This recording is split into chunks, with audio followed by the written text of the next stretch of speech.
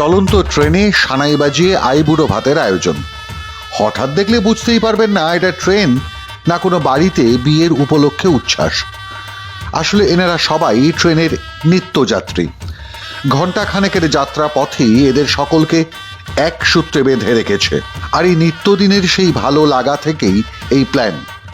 ট্রেনের ভেন্ডারকে সাজিয়েই উৎসবের আয়োজন, কিছুটা চমক দেওয়ারও চেষ্টা। বন্ধুকে না জানিয়েই তারকেশ্বর হাওড়া লোকালের আইবুড়ো ভাতের এই আয়োজন। ভেন্ডার কামরাকেই সাজিয়ে তোলা হয়েছে ফুলের মালা, বেলুন দিয়ে।